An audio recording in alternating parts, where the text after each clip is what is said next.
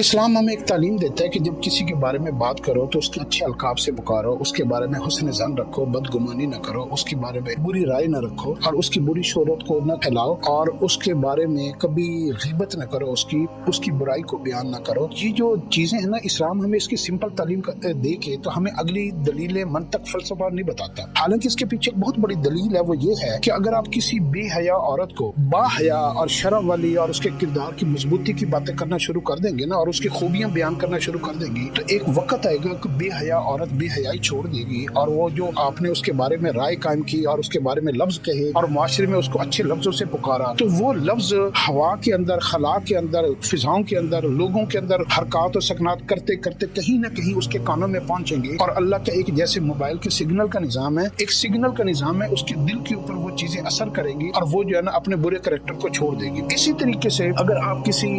اچھے کردار والے انسان، مرد یا عورت کو آپ برا کہنا شروع کر دیں گے، بے حیا کہنا شروع کر دیں گے اور اس کے بارے میں جھوٹی خبریں، جھوٹی باتیں اور غلط باتیں پھیلانا شروع کر دیں گے، تو اس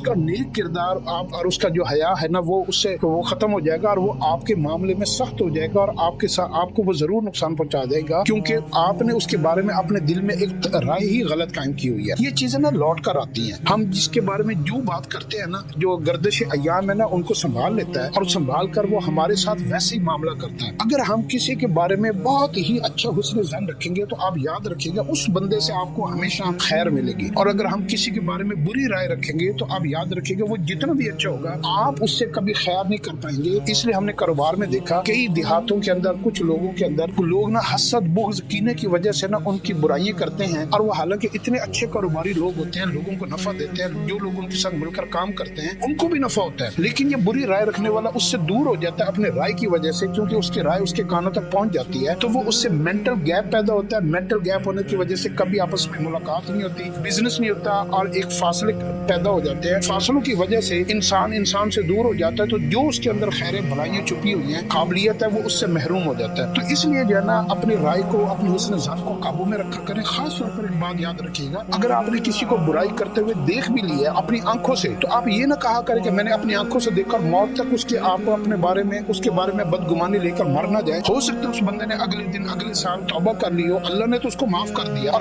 آپ نے اس کے بارے میں بدگمانی ایسی رکھی کہ لوگوں کو بھی بتایا، معاشرے میں بھی پھیلایا، اور اس گناہ کا بھار اٹھائے ہوئے آپ قبر میں چلے گئے اور اس بندے کو اللہ نے معاف کر دیا۔ تو لوگوں کے بارے میں، مسلمانوں کے بارے میں، عورت ہو مرد ہو، کسی کے بارے میں حسن ظن پیدا کرنا یہ بڑے کمال کی بات ہے۔